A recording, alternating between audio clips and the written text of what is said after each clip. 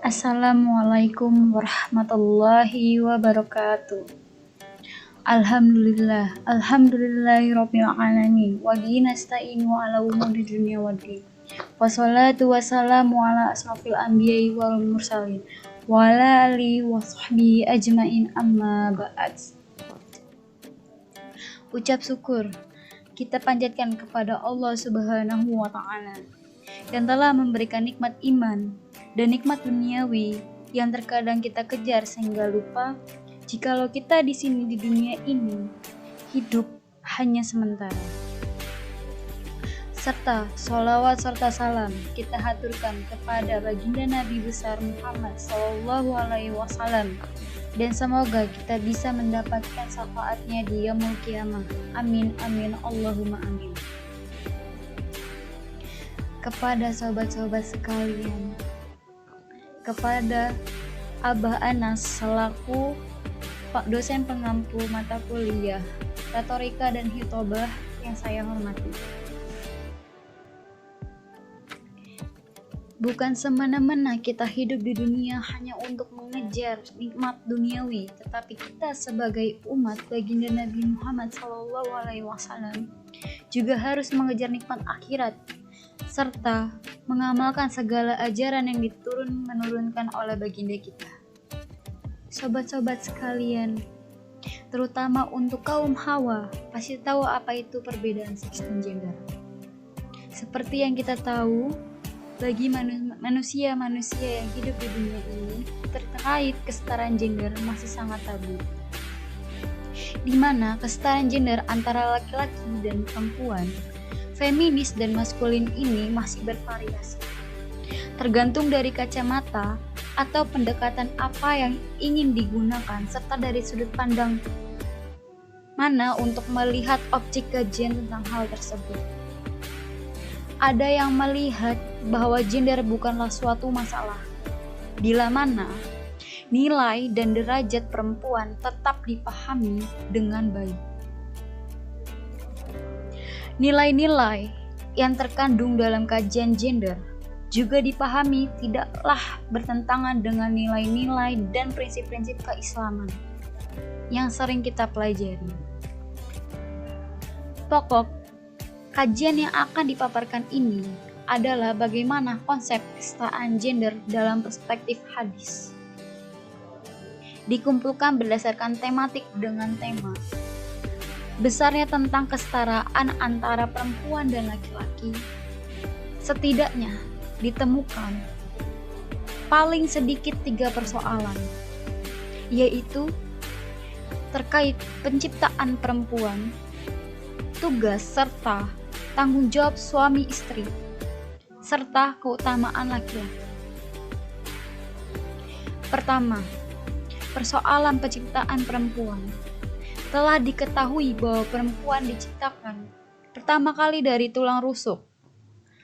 Perempuan pertama, yaitu dalam hal ini bernama Siti Hawa, yang dimana diciptakan oleh Tuhan dari tulang rusuk Nabi Adam alaihi salam yang bengkok. Hal tersebut diriwayatkan dalam hadis sahih, artinya telah bercerita kepada kami Abu Khuraib bin Musa bin Hizam. Keduanya berkata, telah bercerita kepada kami Husain bin Ali dari Zaidah, dari Maisarah al-Ashika'i, dari Abu Hazim, dari Hurairah radhiyallahu anhu berkata, Rasulullah Shallallahu alaihi wasallam bersabda, nasihatilah para wanita, karena wanita diciptakan dari tulang rusuk yang bengkok, dan yang paling bengkok dari tulang rusuk adalah pangkalnya. Jika kamu mencoba untuk meluruskan, maka dia akan patah. Namun, bila kamu biarkan, maka dia akan tetap bengkok. Untuk itu, nasihatilah para wanita. Hadis riwayat Bukhari. Hadis di atas menjelaskan bahwa sumber asal muasal penciptaan perempuan di dunia ini yaitu dari tulang rusuk yang bengkok. Dapat dipahami pula bahwa penciptaan perempuan berbeda dengan laki-laki yang dari tanah. Namun, demikian proses kelahiran dan kejadian manusia setelah penciptaan Adam dan Hawa adalah sama, yaitu melalui proses kelahiran, walaupun tidak dapat dipungkiri bahwa keduanya memiliki perbedaan sifat, postur tubuh, serta tingkah laku yang dimiliki masing-masing oleh gender tersebut. Dalam perspektif kontemporer, hadis tersebut mengindikasi adanya suatu kelebihan yang dianugerahkan oleh Allah Subhanahu wa Ta'ala kepada kaum perempuan sesuai dengan kodratnya untuk menjalankan fungsi reproduksi, yaitu mengandung, melahirkan, menyusui, dan mendidik anak demi keberlanjutan kehidupan umat manusia, dan tentunya sebagai ibu rumah tangga, yang dimana kita tahu bahwa madrasah pertama dari seorang anak adalah ibu. Dalam bukunya Membumikan Al-Quran, M. Quraish Shihab mengatakan bahwa tulang rusuk yang bengkok harus dipahami dalam arti majazi, bahwa hadis tersebut memperingatkan kaum laki-laki agar menghadapi perempuan dengan baik. Hadis tersebut memperingati bahwa ada karakter, sifat, kecenderungan perempuan yang berbeda dengan laki-laki. Oleh karenanya, laki-laki tidak layak berperilaku kasar dalam mengubah sikap perempuan. Seorang laki-laki yang dewasa hendaklah memberikan pelajaran kepada perempuan dengan cara yang halus. Sebagaimana kodrat penciptaan sebagai perempuan yang memiliki sifat lembut. Yang perlu digarisbawahi adalah bahwa penciptaan perempuan dan laki-laki mengandung arti berasal dari jenis dan unsur yang sama, yaitu nafsin wahidah. Kedua jenis tersebut mengandung anggota tubuh yang menunjukkan sifat yang disebut sifat kelaki-lakian atau masculinity, dan sifat keperempuanan atau femininity atau feminis. Oleh karena itu, kedua jenis kelamin itu merupakan suatu gender. Oleh karena itu, kedua jenis kelamin itu merupakan suatu gender yang menunjukkan suatu seperti satu mata uang yang tidak dipisahkan satu dengan yang lain. Kedua, persoalan keutamaan laki-laki dan kekurangan perempuan.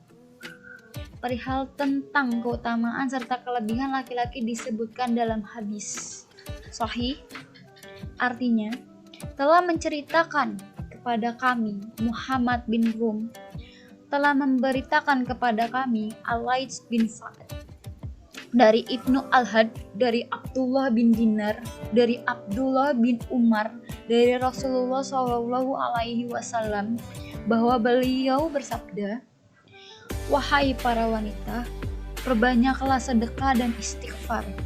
Sungguh saya melihat kebanyakan kalian adalah penghuni neraka."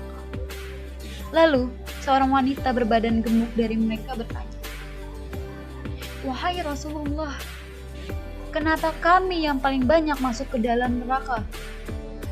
Beliau menjawab, "Kalian banyak melaknat dan mengkhianati perlakuan suami.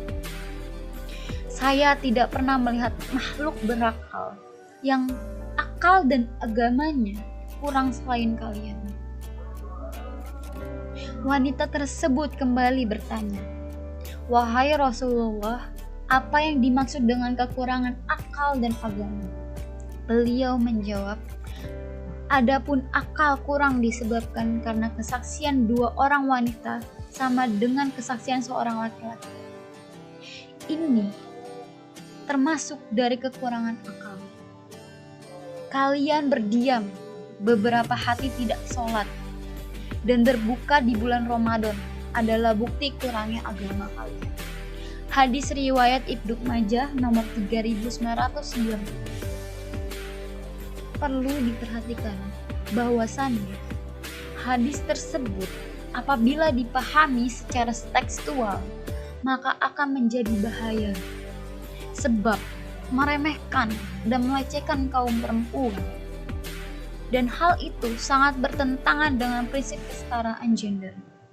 Oleh karenanya, pemahaman serta kontekstual sangat dibutuhkan dalam memahami hadis ini. Terkait tentang kekurangan akal dan agama, bukan berarti perempuan secara potensial tidak mampu untuk menyamai atau melampaui prestasi kreativitas, logika, dan ibadah laki-laki. Jika dilihat secara sederhana, hadis itu menggambarkan situasi kehidupan sehari-hari perempuan dan laki-laki pada masa Nabi SAW.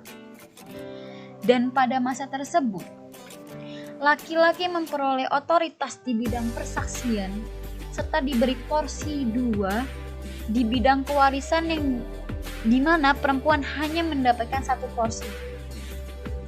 Hal itu disebabkan peran dan fungsi publik pada saat itu berada di pundaknya laki-laki.